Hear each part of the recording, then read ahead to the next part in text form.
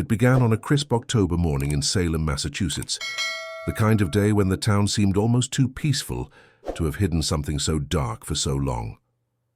The sunlight filtered softly through the old elms, touching the red brick houses and faded colonial facades, as if nothing had changed since 1986.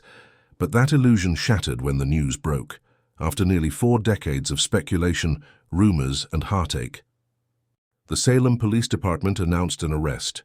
A man in his late 50s, taken quietly from his home just outside town, now charged in connection to one of the most haunting cold cases in local memory, the murder of 17-year-old Emily Carter. The headline hit every newspaper, every local feed: Salem 1986 cold case solved, arrest shocks community. For the people of Salem, it wasn't just another tragic headline. It was personal.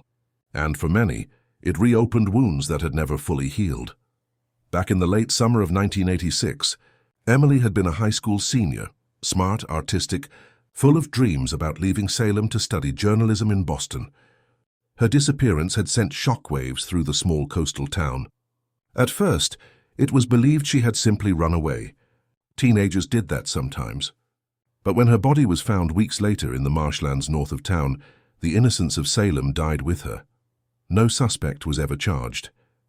Until now, Detective Laura Bennett wasn't even born when Emily's body was discovered, but she had grown up hearing whispers about the case, the horror, the unanswered questions, the lingering fear that whoever did it had walked free all these years.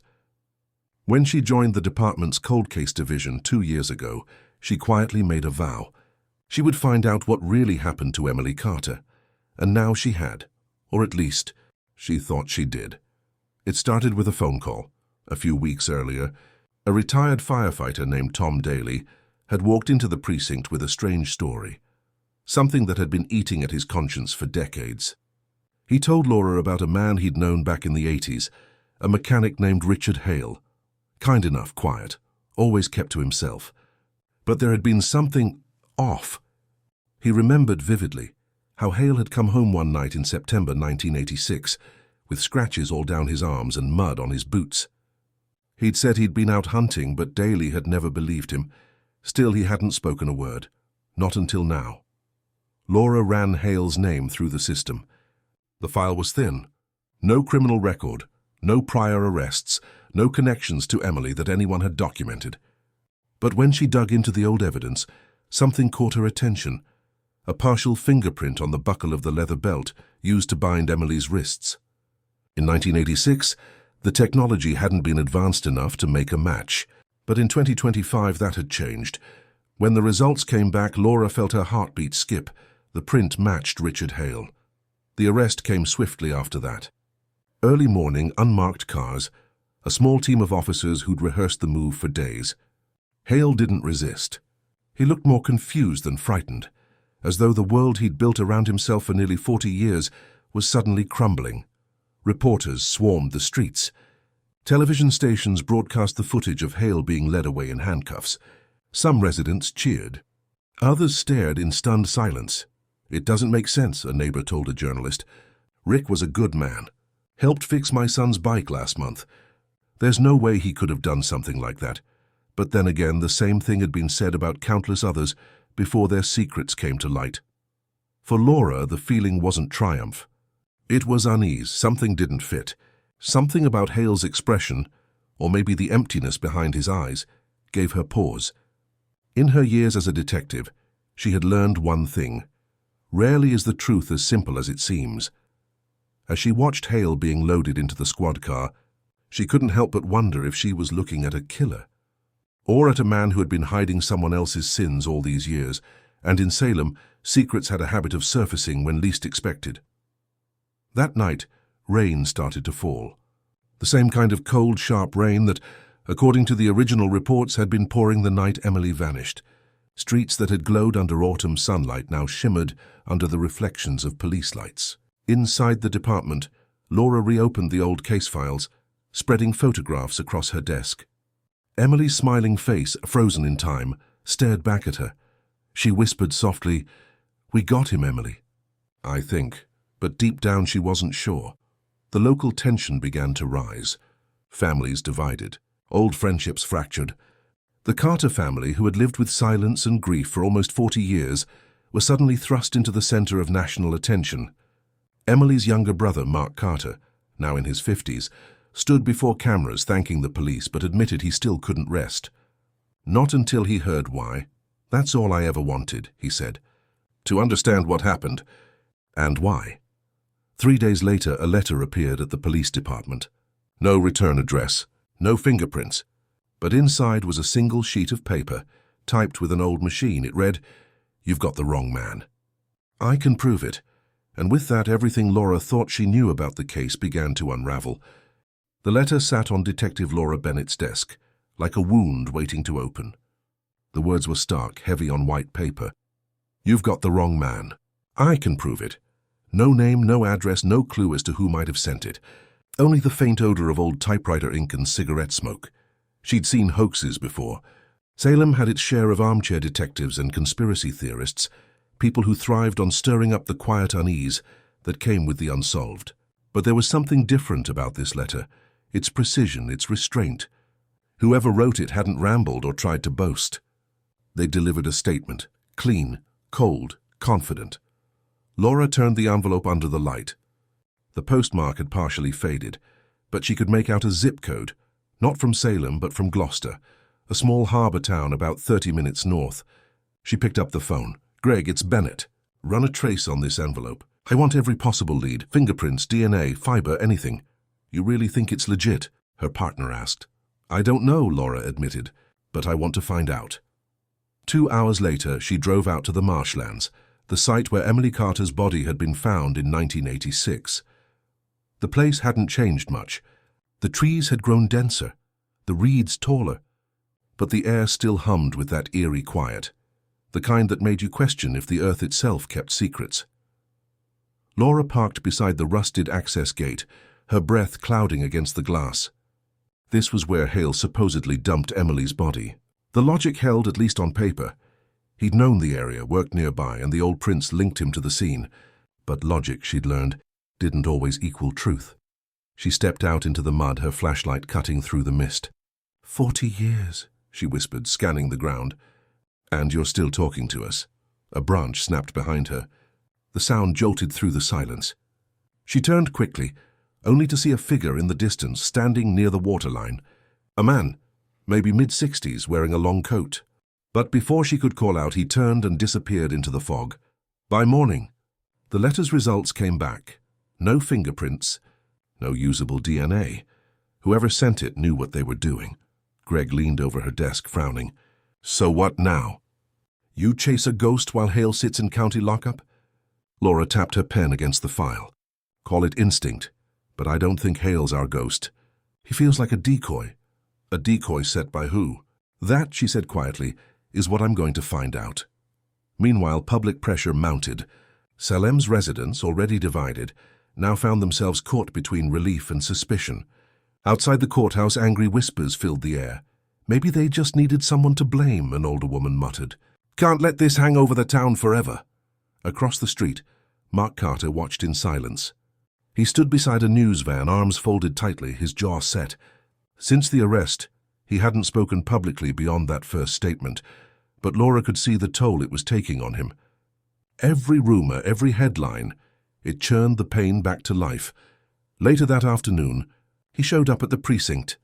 "I heard about the letter," he said as soon as Laura stepped into the lobby. "You shouldn't have," she replied softly. "It's not public," Salem Talks detective. "Always has." Laura studied his face. Time had etched lines across it, but his eyes still burned with that same determination her research had described from decades of interviews. "If there's someone else out there," he said, "I need to know. I can't let this end with the wrong man again." She nodded. "Neither can I." That night, Laura sat alone in her apartment, walls lined with corkboards and faded photos, the whole history of the Carter case staring back at her from every angle. Everything was there, the evidence reports, the maps, the transcripts, and now, pinned in the center, was the letter. Her phone buzzed, a message, unknown number, one sentence. "You shouldn't go back to the marsh." Her pulse quickened. She tried to trace the number, but it was already disconnected. For a long moment she stared at her reflection in the window. a face caught between exhaustion and obsession. Then she whispered, almost to herself, "Looks like someone's been watching." The following morning, a new lead emerged. Greg came in, holding a thin folder. Postal inspectors found something. The stamp on that envelope, limited run. Issued only to a few small-town stores around Gloucester, back in 1997. And one of those stores still exists. Within an hour, they were on the road.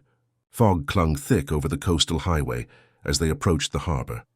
The place looked like time had left it untouched. Chipped paint, fading signs, old fishing boats rocking quietly at the dock.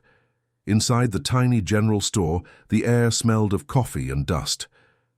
An elderly man stood behind the counter. Laura showed her badge. "Detective Bennett, Salem PD. We're trying to trace a letter that originated from this area." The man's brow furrowed. "Letter, huh? We don't see much of that these days." She slid a copy of the envelope across the counter. "Recognize the typewriter font? Maybe someone local still uses one." He studied it for a long moment. Then his eyes narrowed slightly. "You might want to talk to Eleanor Bates. She's got an old Smith Corona she swears by. Writes church newsletters, recipes, you name it. Where can I find her?" "Beacon Street, number 12. Blue house, 2 cats. Hard to miss." Eleanor Bates was in her 70s, sharp, observant, with the kind of measured calm that came from surviving too much in life. When Laura and Greg arrived, she was tending to a garden of wilted roses. "Yes, I still use a typewriter," she confirmed, amused by their curiosity. "Same one since '85, got a good rhythm to it." Laura held out the letter. "This was typed with 1. Any chance it might be yours?" Eleanor examined the paper briefly before shaking her head. "Not unless it wrote itself." "My ribbon prints darker. Whoever did this used light pressure." Greg frowned. "Do you know anyone else around here still using a Smith Corona?" Eleanor hesitated. "Maybe one. Jack Merrin used to be a reporter. Wrote for the Salem Evening Post. He moved here after his wife passed. Quiet fella. Keeps to himself mostly." Laura's attention sharpened. "Merrin, you said? He covered the Carter case, didn't he?" "Yes," Eleanor replied softly. "And it nearly ended his career." Jack Merrin's name was familiar. Laura had seen it at the bottom of half the newspaper. Clippings from the original file. The journalist who'd chased the story with relentless obsession until editors pulled him off for ethical concerns. He'd claimed back then that police suppressed evidence, that someone powerful had interfered with the investigation, and now, 39 years later, he was allegedly living in Gloucester, sending letters about the same case. Laura felt a chill crawl up her spine. "Let's pay Mr. Merrin a visit." Jack's house sat at the edge of town, overlooking the sea. The curtains were drawn, the siding weathered, a single porch light flickering weakly in the grey mist. Laura knocked once, then again. No answer. She was about to turn away when the door creaked open. An old man stood in the doorway, frail, hollow-eyed, his voice a rasp. "You made good time," he said. "I was beginning to wonder when you'd find me." "You sent the letter," Laura said calmly. He gave a slow nod. "I did. Because you're chasing the wrong ghost. Then tell me who I should be chasing." Merrin's gaze drifted past her toward the horizon. "I've been waiting 39 years for someone who would actually listen. But if I talk, you'd better be ready to hear the truth." He stepped aside, motioning her in. The air inside smelled of salt and ink and burnt paper. As Laura crossed the threshold, she felt it. That oldest mix of excitement and dread that comes before the truth finally claws its way to the surface. The moment Laura stepped into Jack Merrin's house, she sensed the weight of memory pressing down on every surface. The living room smelled faintly of old tobacco and something metallic, ink maybe, or dust gathered around decades of unopened boxes. A wall of newspapers framed the space like ghosts frozen in print. Salem teen found dead. Police hunt for killer. Dated September 24th, 1986. Jack moved slowly through the room, his steps steady but fragile, until they reached a cluttered desk by the window. "Sit," he said, gesturing toward an old leather chair. "If I'm going to tell you this, I want you to really hear me." Laura took out her recorder. "You're welcome to speak freely, Mr. Merrin." He gave a tired smile. "The last time I spoke freely, I lost my job." He lit a cigarette, the flame trembling slightly in his thin hands. "I covered Emily Carter's story from the day she went missing. I talked to her parents, her friends, her teachers, all of them. But what the public never knew was what got stripped from my reports. He reached for a yellowed file and slid it across the desk.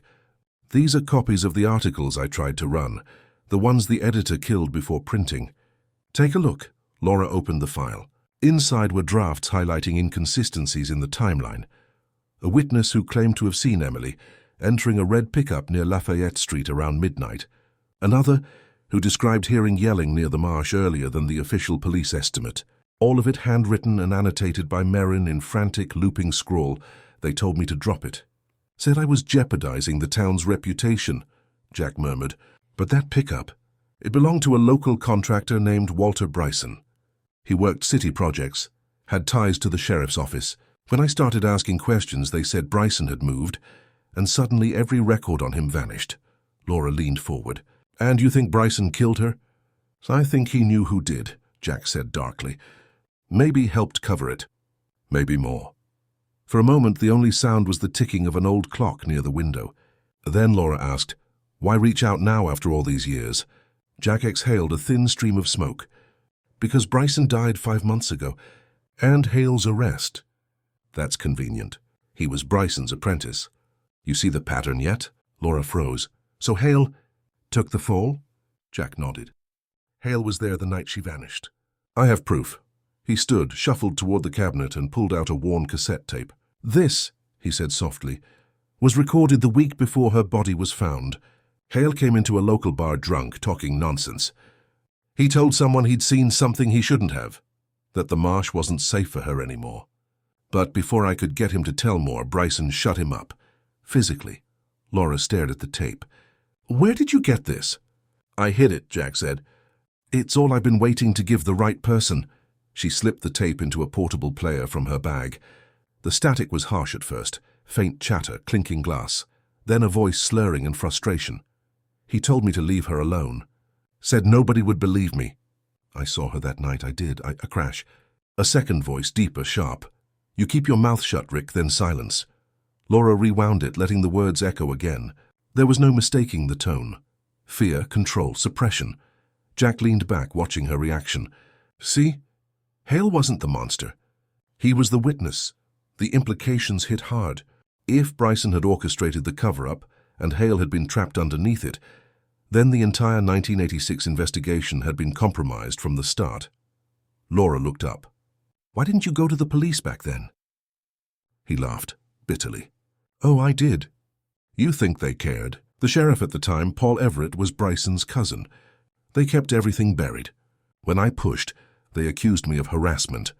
The department dropped the case, said it couldn't be solved."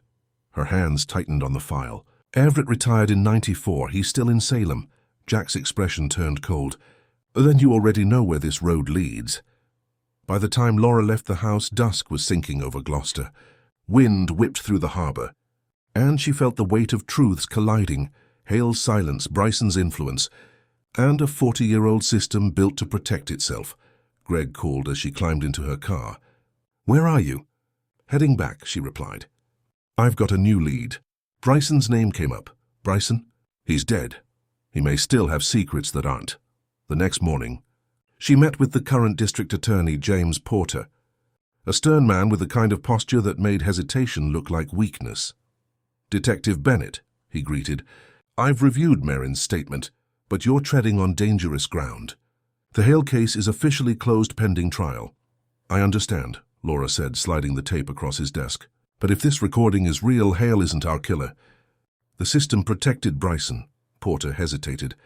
"Emily Carter's murder nearly broke this town. Be careful not to do it again." Laura's voice hardened. "Truth does that sometimes." Outside, rain started again. She walked through Salem's narrow streets, the past bleeding into the present. The Carter house still stood on Edgewater Lane, shutters closed, the porch trembling slightly under the wind. Mark Carter was home. When he saw Laura, he didn't speak at first, just looked at her with an expression that mixed exhaustion and restrained hope. "Did you find something?" he finally asked. She nodded. "Yes, but it's not what everyone thinks." "I need your help."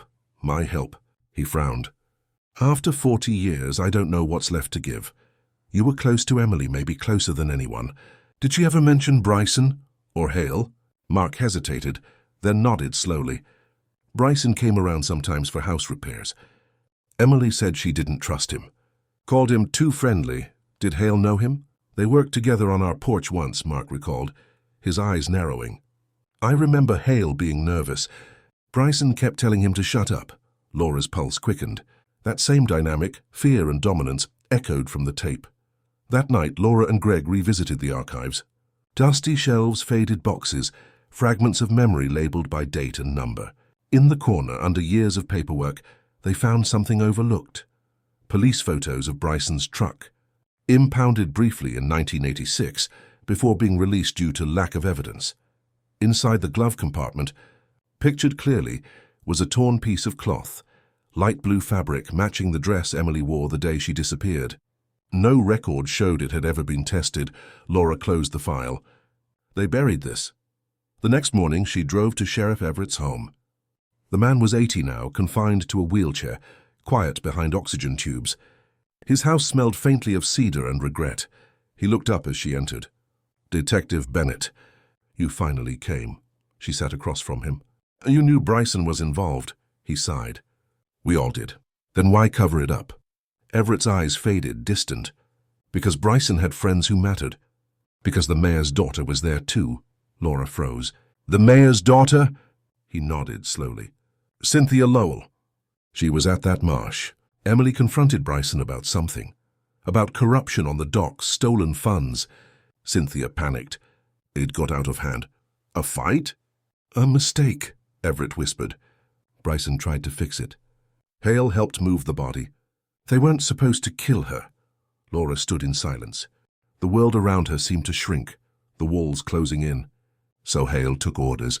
Bryson covered for Lowell, and you covered for all of them. Everett didn't deny it. We thought we were protecting the town. You protected murderers, Laura said, the words trembling. You stole a life. He looked down, his voice cracking. Some truths come too late. Outside, the wind howled against the house as Laura called Greg, her voice barely steady. We were right. It's bigger than Hale, it's Lowell. Greg's pause was heavy. Cynthia Lowell, she's the current mayor. Laura closed her eyes. Then everything's about to burn. Morning broke grey and brittle over Salem. The headlines had already begun to spread. Whispers about a potential cover-up, hints that someone powerful had been tied to the original 1986 case. No names yet, but the tension in the air was electric, dangerous. Detective Laura Bennett sat in her car across from Salem City Hall, watching through the rain-smeared windshield as Mayor Cynthia Lowell arrived, flanked by aides and security. Her face was impeccable as always, smile rehearsed, posture disciplined. But something about her calmness unsettled Laura, as though the mayor already knew how to play a game that others only half understood. Think she knows you're coming? Greg's voice murmured through the radio. She'll know soon enough, Laura said, stepping out into the drizzle. The office of Mayor Lowell was immaculate, walls lined with photos of city revitalization projects, community award plaques, and smiling portraits of her father, former Mayor Henry Lowell, who had reigned during Salem's late 80s golden era. Behind the smiles, Laura could feel the quiet dread of what those years had truly cost. Detective Bennett, Lowell greeted smoothly, rising from behind her desk. I've heard of you. Congratulations on the recent arrest. The town's been waiting for this. Laura didn't return the smile. I'm sure it has. They sat across from each other, silence thickening. I'm revisiting elements of the Carter case, Laura began. Specifically the involvement of Walter Bryson. Lowell's hand froze for half a second before she reached for her coffee. Bryson, that's ancient history. He's been dead for months. That's exactly why I need your perspective. You were 16 then, weren't you? The mayor's gaze sharpened. You've done your homework. I have, Laura said evenly. And you were known to spend time near the marshes. Friends said you and Emily were close before she died. Lowell's lips parted just slightly, enough to betray surprise. Friends exaggerate. Emily and I had classes together, that's all, Laura nodded. Is that why your name appears in the notes of Sheriff Everett's private ledger the week she vanished? That time, Lowell didn't hesitate. She stood, walked to the window and folded her arms. Whatever Everett's written down after 40 years means nothing. He's an old man, his memory's failing. His memory might be, Laura said softly, but the cover-up he described isn't. Lowell turned, her expression hardening.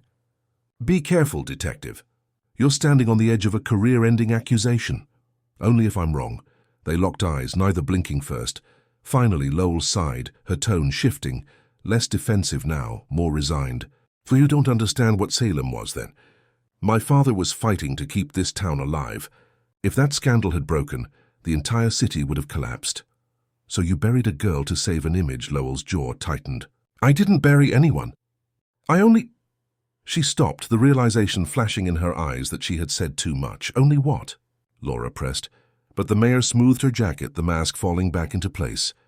This conversation is over. Unless you have a warrant, detective, I suggest you leave. Laura stepped out into the rain again, shaking with fury. For years, Salem had worshipped the Lowell name, built monuments and scholarships in honor of the family's service. Now it all stank of rot beneath a fresh coat of paint. As she crossed the plaza, Greg was waiting by the car. How'd it go? She knows, Laura said, and she's terrified, which means she's hiding something real. Everett said Emily confronted Bryson about stolen funds on the docks. Who ran those docks? Greg pulled up the city records on his tablet. Looks like a joint venture at the time. Owned by Loco Logistics, the Lowell family. Of course it was. They spent the afternoon digging. Paper trails, campaign donations, municipal records. The quiet story of how the Lowells controlled not just the government, but the police contracts, construction bids, even the marshland where Emily's body was found. Within hours, a picture began to form. In 1986, Emily had been writing an article for the school paper about missing town funds. The draft had vanished with her. That's what got her killed, Laura said quietly, studying the reconstruction on her screen. She found out Bryson was siphoning public money from Loco projects, feeding it up the chain. Greg frowned. And she confronted them? She was naive, thought she could scare them into stopping. Instead, she walked right into it. That night, Laura drove to the archive building again. Something about Emily's old life continued to pull her back there, into the dusty rooms where truth waited forgotten. Pushing open a warped cabinet in the corner, she found a box labeled Carter. Personal effects. Inside, there was a small notebook. Most of it was faded, but one page remained legible. It read, "Meeting tonight. Bryson said Cynthia will be there. I think she's in trouble." Laura's chest tightened. The words confirmed everything. Emily had met with them that night, and she never came home again. Morning came with angry headlines. Word of the letter, now somehow leaked to the press, had ignited the town like dry tinder. Anonymous tip claims mayor's family involved in 1986 murder. Flashed across every local outlet. City Hall went into lockdown. Protests gathered outside. For the first time, Cynthia Lowell missed a public appearance. Greg called midday. "They're lawyering up." Dare Porter just got a call from the state attorney's office. "The mayor wants everything redirected through them." "Meaning shut down," Laura said flatly. "She's going to choke the investigation. Unless we get hard evidence first." Laura opened her drawer, staring at the evidence bag with the tape Jack Marin had given her. It wasn't enough to convict anyone, but maybe, just maybe, it could expose their lies. That evening she returned to Gloucester. When Jack opened the door, he already looked nervous. "It's spreading, isn't it?" "You knew she was there," Laura said. "That night," Jack's eyes lowered. "Yes. Why didn't you tell me sooner?" He rubbed his hands together slowly. "Because I didn't think she meant to kill her, detective." Cynthia was young, scared. She tried to stop Bryson. He took control. Then why protect her now? Laura demanded. Jack smiled weakly. "Because some debts never fade. Henry Lowell saved my career once. I owed him." Laura exhaled hard. "You owe Emily more now," Jack nodded. "That's why I have one last thing for you." He turned to a drawer and pulled out a roll of undeveloped negatives. These were taken the morning after the murder. I found them when the first officers blocked off the marsh. Never published, never developed. Laura's hand trembled as she took them. "What's on these?" "Something no one wanted you to see." By midnight she was in the lab. The photos emerged slowly under the red light. Grainy images of the marsh, silhouettes of men, the outline of a truck. And then, in one frame, a teenage girl standing near the body, frozen by the flash of the camera. Her face was unmistakable. Cynthia Lowell. Laura backed away from the table, heart pounding. The proof was undeniable. The mayor had been at the crime scene long before police arrived. Long before the official timeline began, she retrieved her phone. "Dialing Greg. Meet me at the station now, it's over." But even as she drove through the wet streets of Salem, she felt it, the prickling on the back of her neck. A shadow following, a car a few lengths behind, headlights steady, no license plate visible. When she turned left, it turned left. When she slowed, it slowed. Her grip tightened around the wheel. The past wasn't done fighting back. The verdict had been read, the sentence delivered, and the headlines already declared Boulder's long nightmare over. But for those who had lived through it, the investigators, the families, the people who remembered Allison's laughter echoing across University Hill, the story didn't end at the courthouse. Justice, as it turned out, didn't silence echoes. It amplified them. Detective Sandra Liu spent the days following the trial in a haze of interviews, processing reports, and empty congratulations. Her phone didn't stop ringing. Requests from college journalism classes, national crime podcasts, and television producers wanting her account of how the case finally broke. She answered politely but briefly. The glamour others saw in solving a legendary cold case held no real comfort for her. All she could think about was what years of waiting had done to the Pierce family. Margaret Pierce no longer cried in public. When she spoke now, it was with calm composure, the way someone speaks after learning to live with pain, as one might live with a scar. She attended no televised events, refused invitations for interviews. Instead, she visited Boulder Creek every Sunday morning, leaving a single sunflower by the bank. She never stayed long, just a few minutes of silence before walking away. One afternoon, a week after sentencing, Liu visited her there quietly, watching her from a short distance before approaching. Margaret turned, her eyes soft but unwavering. "It's strange," she said. "I thought once he was found guilty, it would lift something off me. But it didn't, it just shifted," Liu nodded. "Justice doesn't erase. It only puts things where they belong." Margaret looked toward the water. "Maybe, but what about the years in between? The birthdays she missed, the letters I kept writing to no one. Where do those years go?" Liu didn't answer. There wasn't an answer that would bring comfort. The air smelled of rain again, just like the night of the verdict. The creek moved with purpose, steady and indifferent. Across town, Detective Raymond Cole was packing his office at last. Retirement had been waiting for him since the early 2000s, but he had never felt ready to leave. The Pierce file had haunted a corner of his desk for half his life. Now for the first time he closed it, not as an unsolved case, but as a complete story. He ran his fingers over the cover before slipping it into an archive box marked Resolved. A faint smile crossed his face as he whispered, "You can rest now, kid." But as he turned to leave, another folder on the shelf caught his eye, one from 1998, another disappearance, another girl. Similar area, unresolved. For a moment his hand hesitated in the air. Then slowly he pulled it out and sighed. Some things he thought never let you go. Meanwhile, the town tried to reclaim its calm. The University of Colorado hosted a small memorial for Allison. No media, no spectacle. Former classmates, professors, and survivors of other cases came together in quiet remembrance. A plaque was placed near the entrance of the journalism building. For Allison Pierce, believer in truth, lost but never forgotten. When Liu arrived that evening after most people had left, she stood in front of the plaque for a long time. The sun had set and campus lights flickered on, bathing the metal letters in gold. It felt for once peaceful, yet the story refused to leave her mind. The photo Whitmore took, his words during interrogation, that odd, almost detached whisper, "You don't forget her face." It wasn't guilt or fear. It was fixation. Obsession turned memory, and that made her wonder, had there been others he watched, others who'd gone unnoticed? At her desk that night, Liu reopened the case logs surrounding Whitmore's years in Colorado. She compared them against cold files statewide. 2 unsolved assaults from 1992, 1 disappearance from 1996 involving a transient college worker, and another unsolved homicide from 2001, all within counties where Whitmore had temporary employment. None conclusive, but every thread too familiar. The patterns made her skin tighten. It wasn't fear, it was disbelief. Whitmore's conviction had brought closure, yes, But it was possible that Allison wasn't the first, only the last. Liu typed a note into her new report draft. Cross-reference unexplained cases linked by proximity of employment, time gaps, and travel logs. Review for signature behaviors, late-night isolation, methodical concealment. She closed the document but left it pinned on her desktop, bold and unfinished. Meanwhile, life in Boulder slowly began to fill the silence. The college welcomed a new class of freshmen, students who'd grown up hearing of the Pierce case as part of the town's history.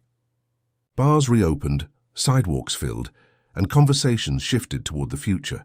But beneath that ordinary rhythm lived the memory of a girl whose absence had shaped the city's conscience. One evening, late in September, Liu received a letter. The return address was the Colorado State Penitentiary. Inside, a single page written in neat, controlled handwriting, Detective Liu. I know you still wonder why. You shouldn't. Some things don't come from reason. They come from memory and chance. You looked for meaning, but there isn't any. Only habit. You wanted to understand me. Don't, because if you do, you'll start to see how easy it is to disappear inside silence. It was signed only. D.W. Liu sat back in her chair, the room suddenly colder. She reread the note 3 times, her pulse steady but heavy. There was no anger, no taunt in his words, just the same detachment that had defined him all along. She locked the letter in her desk and stared out her office window, the lights of Boulder stretching into the distance like fractures in the dark. Behind her, a framed photograph of Allison stood beside a newspaper clipping of the verdict. She whispered quietly as though to both, "You were right, Cole. Time doesn't erase truth. But maybe truth doesn't erase time either." The phone buzzed on her desk, pulling her back. Cole's name flashed across the display. She answered. "I thought you'd gone fishing," she said. "I was going to," he replied, a faint smile in his tone. "But I read your note in the system." The cross-reference thing. "You think he did more, don't you?" "I don't know," Liu admitted. "But I can't shake the feeling that Allison's case wasn't his first trail." Cole didn't hesitate. "Then we start again. One more time." Outside, the autumn wind picked up, shaking the trees along the street. The mountains loomed as they always did, solid, unmoving, indifferent. The case everyone thought ended had shifted again. Back into quiet motion. Whitmore might have been behind bars. Boulder might have healed on the surface. But the truth, that always lived in motion, and somewhere, in a cold prison cell lit by a single bulb, Whitmore sat awake, expression blank, hand moving slowly over the desk as he wrote in small, precise lines. A new letter began forming under his pen. For 30 years you only saw what was left behind. You never thought to ask what came before. He smiled faintly to himself. And in that moment, the story that Boulder thought was over began again. Autumn descended on Boulder slowly that year. The yellow leaves drifted across the same streets where rally signs had once hung, and the mountains glowed burnt orange each evening before swallowing the town in early dusk. Life, on the surface, was calm again. But inside the police department, a quiet unease had taken root. Detective Sandra Liu kept the letter from Whitmore sealed in an evidence bag inside her desk. She told herself it was just a formality, part of procedure, but in truth, she couldn't bring herself to discard it. The note's last line echoed in her mind more than she cared to admit. You never thought to ask what came before. She wasn't supposed to respond, not directly, yet every time she looked at Allison's photograph or the list of other unsolved cases she'd compiled, the implication gnawed at her. What if he wasn't taunting her? What if it was a clue? She spent evenings combing through archived files, old crime scene photos from other towns Whitmore had once lived in. Loveland, Longmont, Pueblo. The similarities were unsettling. Each victim was a young woman between 20 and 30. Each disappeared after nightfall. Each found near water. The signature wasn't precise, but the rhythm, the ritual, felt deliberate. One file stood out. Case number 1992 L17, Loveland. The victim's name was Sarah Lang, a 25-year-old teacher who vanished after leaving work late. The case report mentioned a custodian who had quit the school shortly after her disappearance. Name Daniel W. When Liu compared handwriting samples from his employment form in 1992 with his current prison letters, They were identical.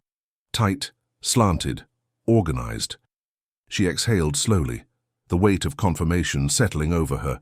The realization that Alison Pierce might not have been his only victim rewired everything she thought she knew about Whitmore. Still, she couldn't open a new investigation without evidence connecting him physically to earlier crimes. The statute of limitations had long expired for assault cases, though not for murder. If Whitmore had killed before, the only path forward was proof, DNA, witnesses, or items hidden somewhere only he would know. Cole was the first person she told. He invited her to his porch one brisk October afternoon, thermoses of coffee between them, the mountains glowing pale behind his aging oak trees. He listened quietly as she laid out her findings, her voice steady but charged. When she finished, Cole leaned back, exhaling. "You're chasing the echo," he said. "I'm chasing the pattern," Liu replied. He paused a moment, then nodded. "Same thing, different name." Liu produced copies of the letters, Whitmore's original and a second one he sent the week before. This new one had arrived unsigned, on prison stationery marked with his inmate number. The words were brief but sharp. "There are lakes they never drained. Not all things surface. Some rot in peace." Cole's eyes narrowed. "He's talking about a dump site. I think he's daring us to find whatever's still out there," Liu said. "What if it's nothing? He wants attention, control." "Maybe," Liu admitted, "but what if it isn't?" Silence drifted between them, broken only by the wind rattling leaves across the porch. By the following morning, Liu secured clearance to coordinate with neighboring counties. She drove north on Highway 287 to Loveland, the town where Whitmore spent his early 20s. The landscape was different after 3 decades, new homes, wider roads, but the air had the same chill that the old reports described. At the county storage facility, she reviewed photos of a Lake Carter, a man-made reservoir near Whitmore's 1992 residence. Archive officers confirmed that maintenance logs showed suspicious activity that summer, lowered water levels due to an equipment evaluation, an event undocumented anywhere else. Liu stood on the shore that afternoon, the sun reflecting across the water's pale grey surface. It looked ordinary, peaceful, but so had the creek. She could almost hear Whitmore's flat voice in her head. Some things don't come from reason. They come from habit. Following her instincts, she ordered ground-penetrating radar to scan the shoreline. The technicians worked until dusk. Around 8:20 p.m., one of them called her over with a hesitant shout. "Ma'am, you'll want to see this." On the monitor, the radar outlined a solid mass buried 4 feet below the surface. A small metal container, roughly 8 inches wide, they excavated with care. When the lid cracked open, the smell of rust and earth filled the air. Inside were 3 items, sealed in a deteriorating plastic wrap. An old keychain, a woman's silver ring, and a faded newspaper clipping from the Denver Post. Dated May 1994, the week Alison was murdered. The air seemed to vanish around her. Liu realized what she was holding wasn't just evidence, it was a message. She drove back to Boulder in silence, the box sealed beside her. Cole was waiting at her office when she arrived, his coat damp from the evening rain. "What did you find?" he asked. Liu placed the evidence on the table. "Proof of a pattern," she said. Then, after a pause, "or proof of his memory." The next morning, she sent the items to the state lab for processing. The ring bore worn engravings, the initial US. Helitotin was visible under the microscope. It confirmed what she feared. It belonged to Sarah Lang. Whitmore had hidden trophies for over 30 years. The discovery reignited media frenzy, but Liu refused interviews. Every morning she briefed the task force, coordinating across departments, following every county marker linked to Whitmore's travel history. The questions grew heavier by the day. Was Whitmore a serial predator who had finally been unmasked, or a manipulator guiding them toward false ghosts for his own amusement? In prison, Whitmore received the news through headlines slid under his door. The guard said he only smiled faintly, then asked for paper and ink. 2 days later, another letter arrived at Liu's desk. "You see it now, don't you? I never chose Boulder." She did. "They always do. You think you're close, but you're only walking the same trail I did. The question isn't how many, it's why you still care. No signature this time, just a small pencil drawing at the bottom, a single sunflower floating on water. When Liu showed it to Margaret Pierce, the older woman didn't speak for a long time. Then, barely above a whisper, she said, "He's not talking to you, he's talking to me." The realization struck Liu like a weight.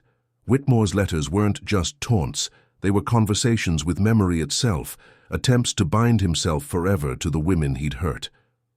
That night, Liu sat alone in her office long past midnight. Rain pattered against the window. The lights of Boulder shimmered faintly below the mountains. She took a deep breath and turned the photo of Allison face down for the first time since reopening the case. There were more ghosts out there, cases faded, forgotten, but she wasn't sure if reopening everyone would bring justice or just more echoes. Her phone buzzed. Cole's message appeared on screen. "You were right. State records link Whitmore to a custodial job in Pueblo, 2001. Another missing person that year. We start at dawn." Liu looked out at the darkness, the horizon hidden behind sheets of rain, and felt the familiar stir of determination, part fear, part duty. Whitmore's story wasn't over. Far from it. The map of Colorado stretched before them like a puzzle scattered across time. And in some forgotten corner of the plains, under another nameless sky, more pieces waited to surface. The following morning began before dawn.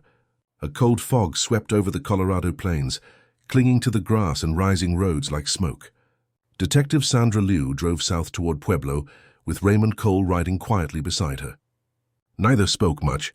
The hum of the tires against the asphalt filled the silence between them. They were both thinking the same thing. If Whitmore's pattern held true, what they were driving toward wasn't just another search, it was another grave. By mid-morning, they arrived at a small industrial district on the outskirts of Pueblo. It had changed little since 2001. Long, narrow warehouses lined a dirt road, surrounded by weeds and rusting chain-link fences. According to employment records, Whitmore had worked here for 7 months as a night custodian, right before quitting suddenly in late October that year. The local paper from that same week reported the disappearance of a young woman named Rebecca Hale, a 28-year-old warehouse clerk who vanished during a late shift. Her car was found abandoned by the service road, keys still in the ignition. Liu and Cole met with Detective Javier Mendez, who had reopened the case 5 years earlier, but never found enough evidence to move it forward. Mendez, tall and blunt-spoken, shook Liu's hand firmly. "I've been waiting 30 years for someone to look at this again," he said. "Let's hope your prisoner's right about what's buried out here." They began by walking the perimeter of the property, rows of empty lots, concrete slabs, and one dried retention pond now overgrown with cattails. Mendez explained that the area flooded every few years, which made excavation risky. "If he dumped anything here," he said, "it'd be under yards of sediment by now." Liu crouched by the pond's edge, scanning the ground. Rusted tools, fragments of plastic bottles. The air smelled of iron and stagnant earth. It was quiet, too quiet, except for a flock of crows settled on a nearby fence. Their calls echoed across the lot like something ancient and watchful. Cole joined her. "You think Whitmore was taunting us?" he asked. "Taunting, confessing, sometimes it's the same thing," she replied. They spent 12 hours mapping the soil, using sensors to identify irregularities. Nothing. The day slipped into dusk. Mendez suggested they return the next morning, but Liu refused to leave yet. Something about the way the terrain sloped, the narrow depression at the northern edge, felt unnatural, as if shaped by human hands long ago. As she moved closer to the slope, her boot hit something hollow.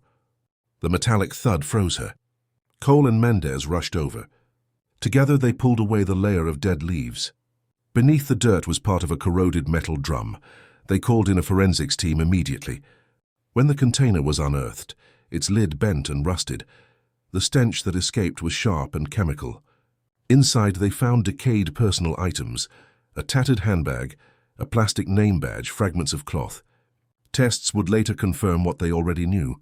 They'd found Rebecca Hale. But that wasn't all. Wrapped in a small plastic pouch beneath the remains was another clipping, another page from the Denver Post. Like before, it was from the week Alison Pierce's murder was discovered. He left the same article, Mendez said, turning pale. Why the same one? Liu stared at the yellowed fragment, her voice low. Because the murder in Boulder wasn't his endpoint. It was his centerpiece. Every act before and after was just a reflection of that one night. Cole's face tightened. He wanted us to think Boulder was the last. But it wasn't. It was the only one that ever made him feel seen. They drove home that night under a bruised sky, the evidence sealed in the trunk. Neither spoke for hours. Cole stared out the window, lost in thought. You know, he said softly. When I first met you, I thought closure was something police gave people. Turns out, we don't give closure. We just move the pain somewhere else.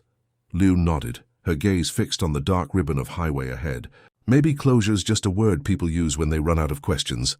Back in Boulder, media chaos erupted again. Second victim found. Burner of shadows, the headline said. Reporters demanded more details about Whitmore's possible connection to Rebecca Hale and other missing women. But the department refused comment. Liu spent the following week cross-referencing every piece of evidence, forming the timeline she once thought complete. The truth was spreading outward now, a web touching places far beyond Boulder. Then late one night another letter arrived. It wasn't mailed through the prison system. No return address, just her name typed neatly. Inside was a single piece of stationery and another of Whitmore's impossible messages. You aimed your light at Boulder because that's where they told you to look. But you never asked how I learned to hide. What I buried before her wasn't death, it was practice. Below the text was a hand-drawn map sketched roughly, showing a rural highway cutting through foothills northwest of Fort Collins. Cole met her in the office before dawn. Tell me we're not doing this again, he said. We have to, Liu answered simply. So they followed the map. The highway led into dense woodland, winding higher until the road narrowed into gravel. The area was secluded, part park, part forgotten forestry land. The drawing matched exactly, down to a curve beside a rock face. They searched for 8 hours before Cole spotted a faint mound near a tree line, the soil oddly rich for the altitude. When they dug, they didn't find remains. Instead, they found a small wooden box sealed airtight. Inside was a single photograph, black and white, grainy, showing a group of students in front of a Loveland diner. In the corner stood Whitmore, barely 20, half smiling. On the back, one sentence was written in faded ink. Every habit starts with something you think you can control. Liu stared at it for a long time. It wasn't evidence. It wasn't even a clue.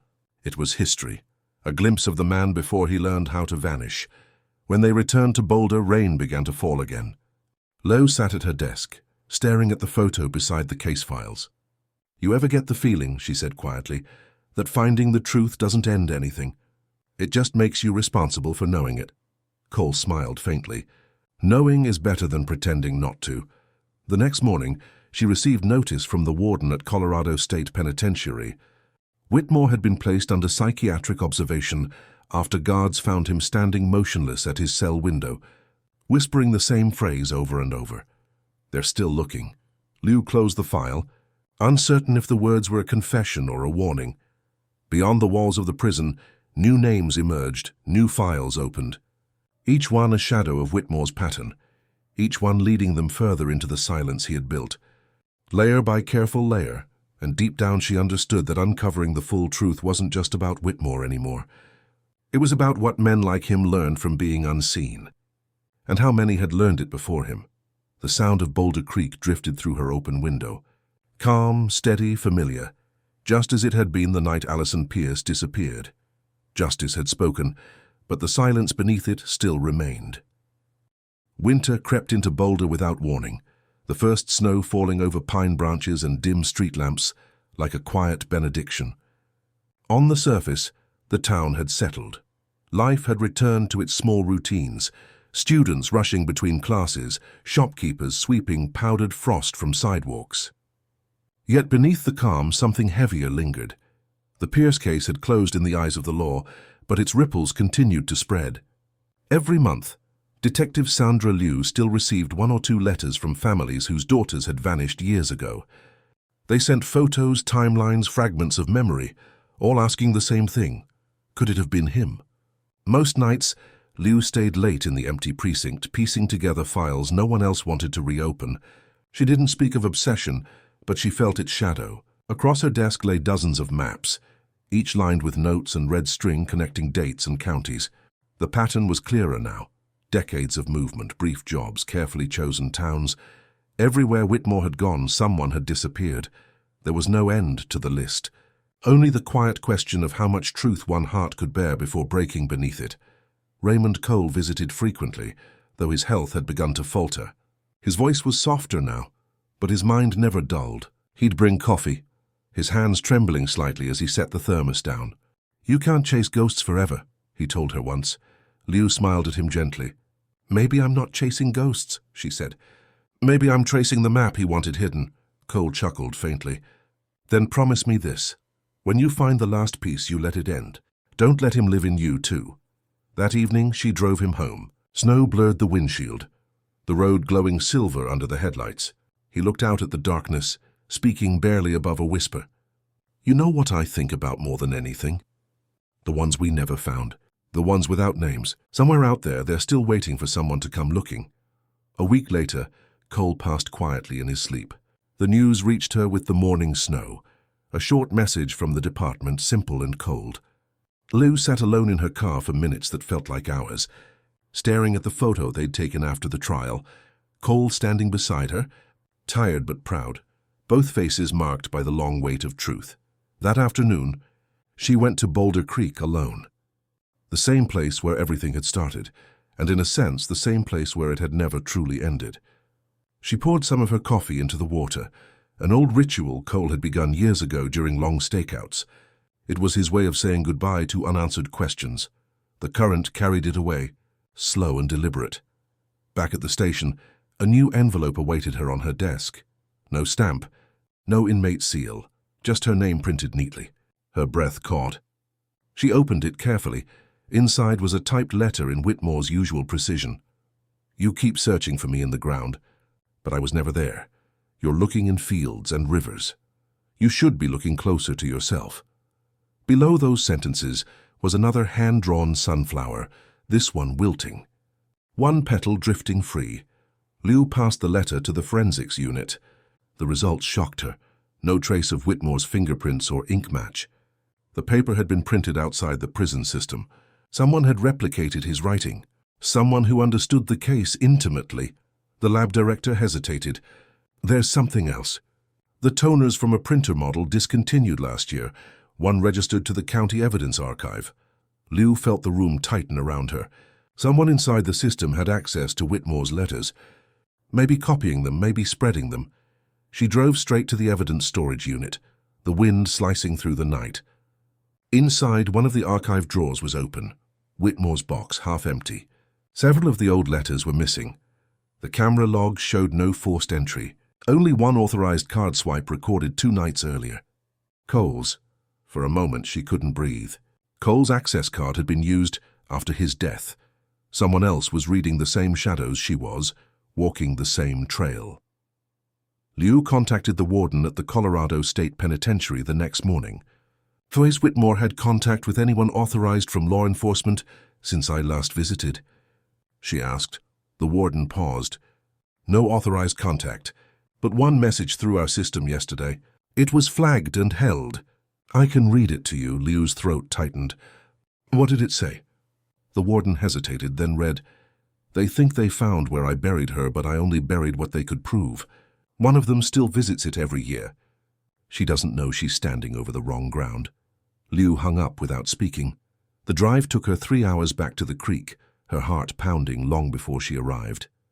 The snow along the bank had been disturbed, fresh footprints leading exactly to the place Margaret Pierce always left her sunflower. There, half buried under the frost, lay another sealed evidence envelope. Inside was a torn journal page, the same kind Allison once kept. Only a few words remained legible. A date, a place. Loveland, April 1994, and under it in faint pencil. He followed before the creek. Her mind reeled. Both women, Sarah Lang and Allison Pierce, had died the same spring. He hadn't escalated by accident. He had rehearsed. Whitmore hadn't been confessing through his letters. He'd been guiding. guiding them to realize that Boulder was only the middle of a story still unfolding. Back at her office, Liu stared out at the mountains cloaked in night. Snow fell silently against the glass, each flake dissolving as it met the warm pane. The weight of the years pressed into her chest, not the horror anymore, but the endurance. Whitmore would die in prison. The families might never know full answers, but she now understood something Cole had once tried to tell her, that the purpose of solving old crimes wasn't to find ending, but understanding. To make the silence speak, even if it whispered through pain. She pulled Cole's old notebook from a drawer, opened to the final page where he'd written one simple sentence. "We don't hunt monsters. We pick up what they leave behind." Liu closed the notebook, exhaled, and finally turned off the desk lamp. The darkness of the office felt less like an ending, more like a beginning. A quiet vow to listen to the echoes until they stopped needing to be heard. Outside, the creek continued its endless rhythm. The sunflower Margaret had left that morning drifted downstream, its petals catching the moonlight before disappearing into the current, carried, at last, beyond Boulder, beyond silence, into a peace none of them had ever truly known. For years, these cases were forgotten, but the truth doesn't stay buried forever. Here we reopen the files, reveal the evidence, and give a voice to those who were silenced. Subscribe now and step inside the archive where time, lies, and justice finally meet. Because every secret eventually speaks.